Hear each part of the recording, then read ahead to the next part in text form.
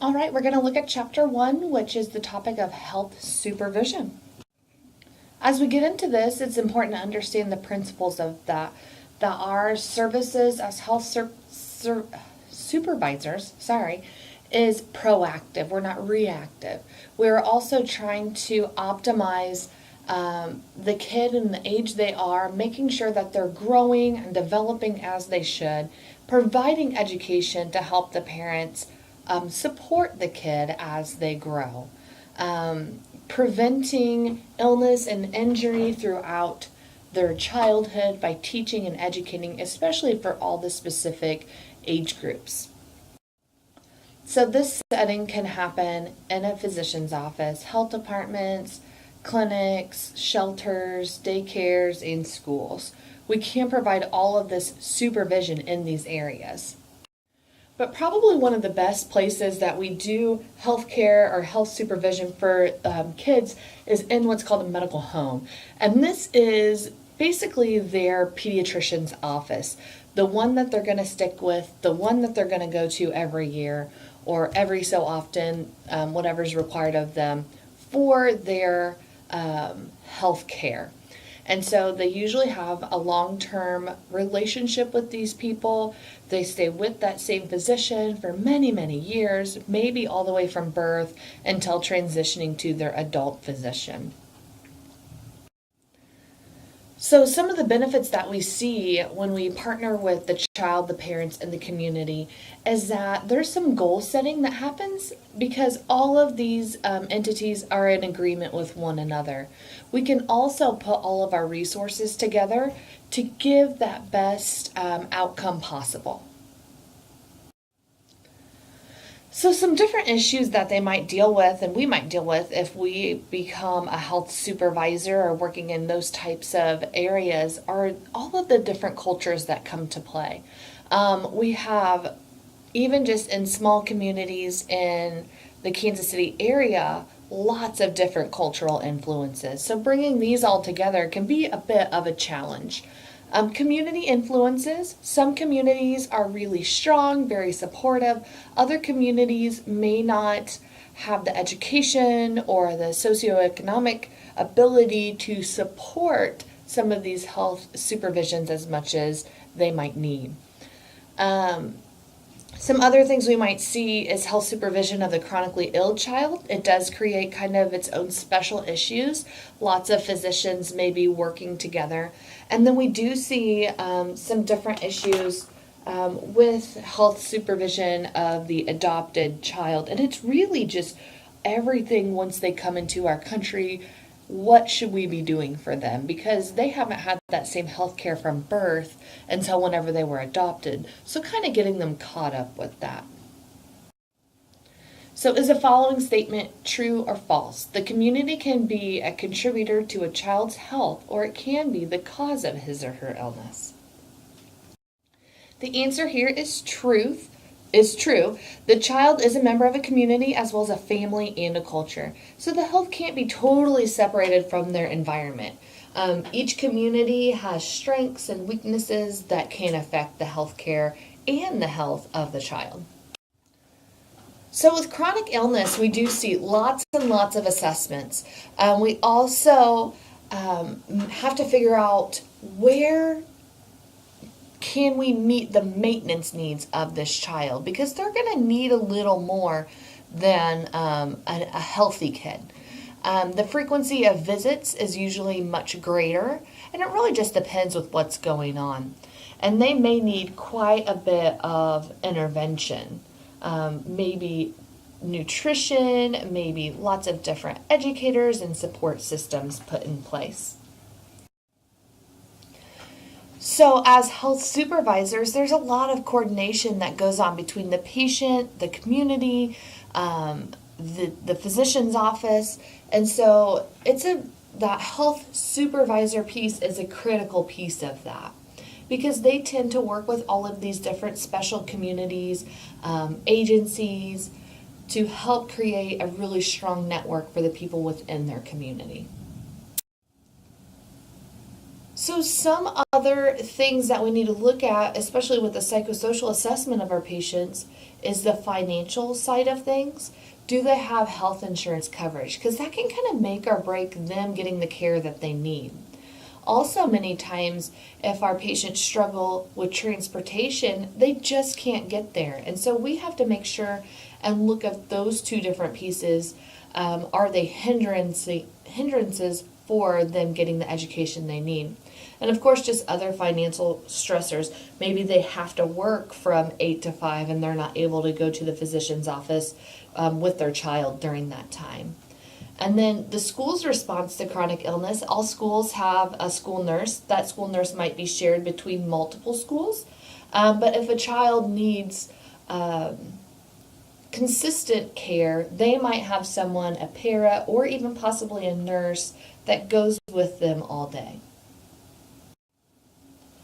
So what we see in the components that are covered by health supervision is surveillance and screening of developmental issues, a huge focus in safety and preventing injury, and also disease prevention, and then really just promoting a healthy lifestyle for the children and their families. So is the following statement true or false? The nurse providing pediatric health supervision should focus on the illness of children. And the answer here is false. We're not focusing on the illness, we're focusing on the wellness. We are to be a proactive person within this community and make sure that we're looking at everything that we can promote health instead of focusing on when they just get sick.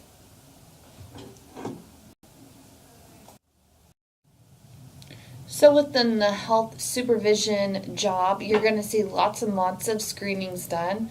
It'll start with the H&P, just that history and physical, but then they also look really closely at the developmental assessment, vision and hearing, all of those different pieces. And then, of course, since we're being proactive, we're going to look at those things that our patients at risk for, screening them for those, providing immunizations, and then just lots and lots of age-appropriate education.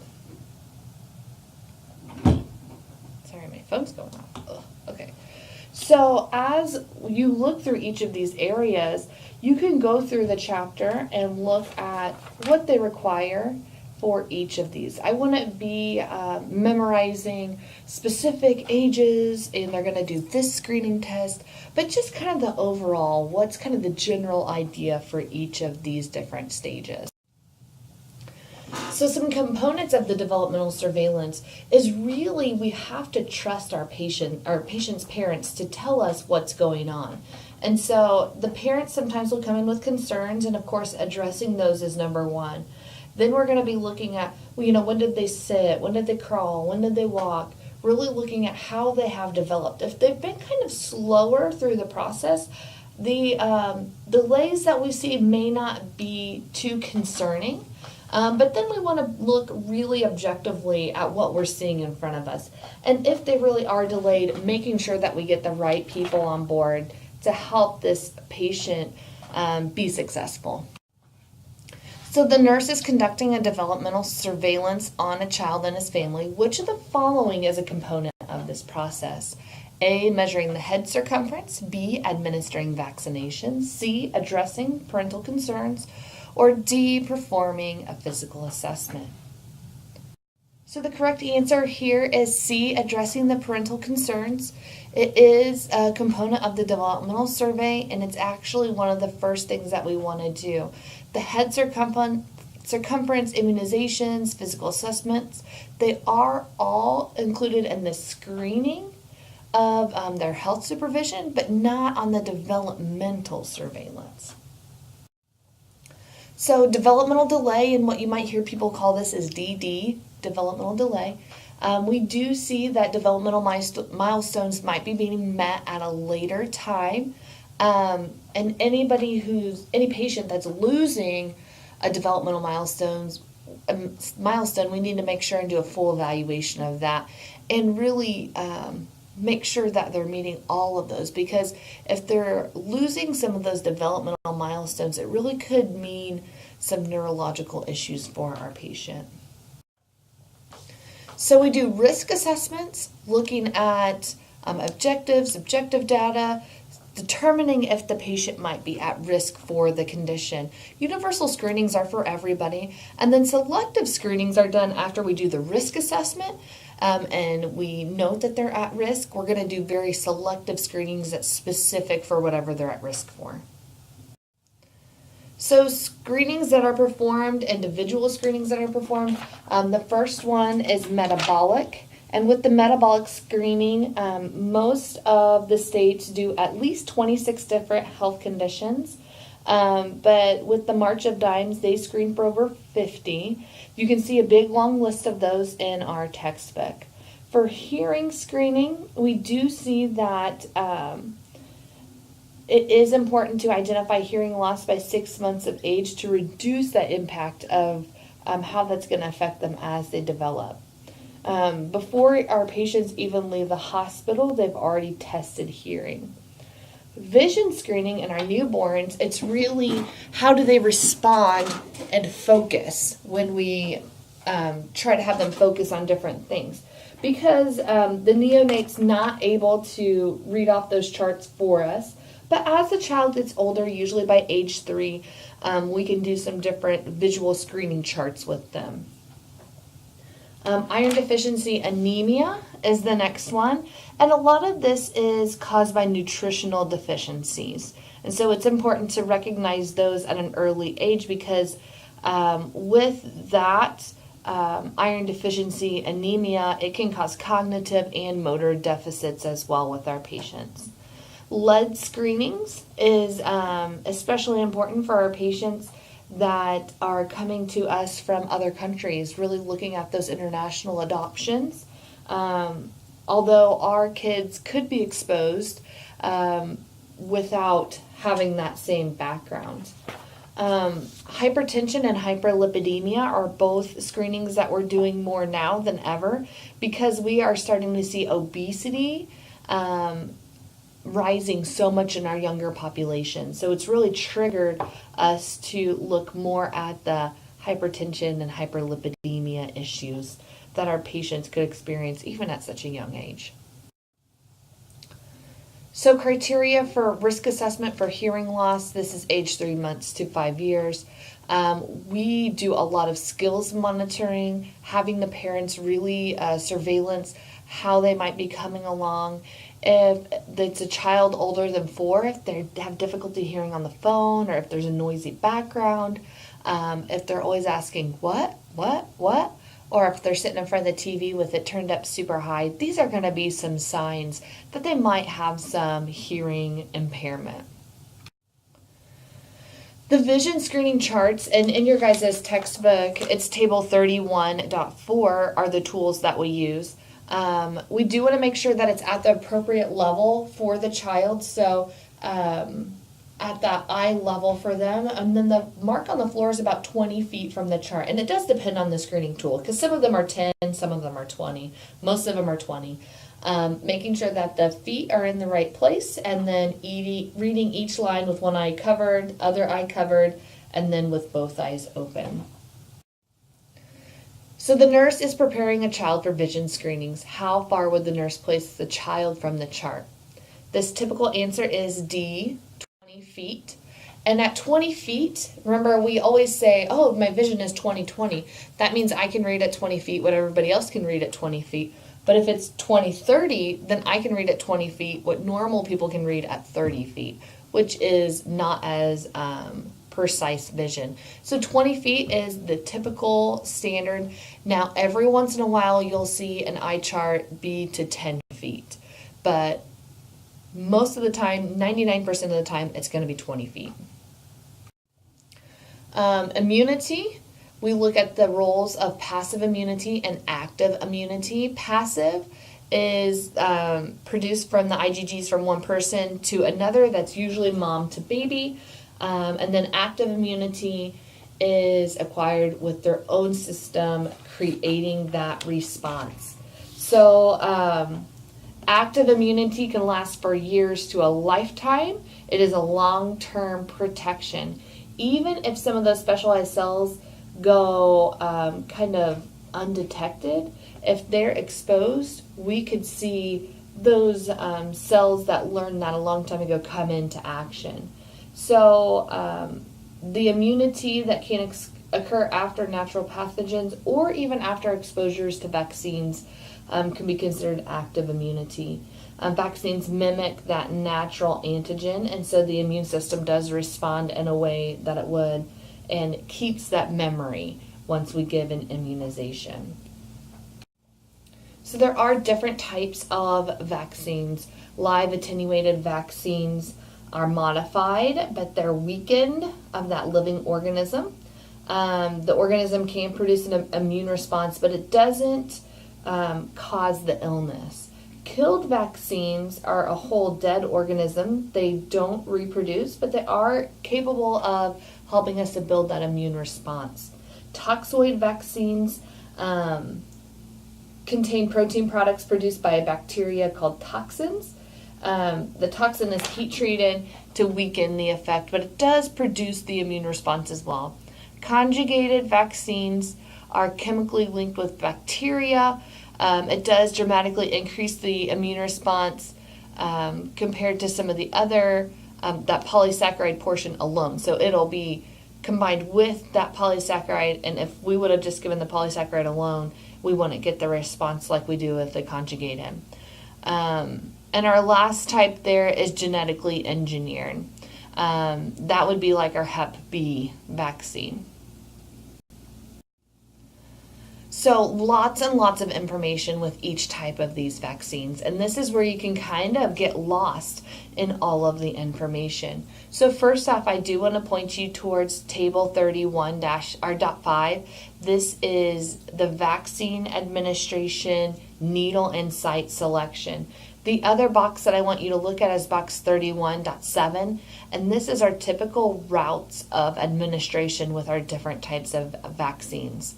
So the DTaP, DT, Tdap, this is the diphtheria, tetanus, pertussis. What's really common with this injection is redness and swelling at the site.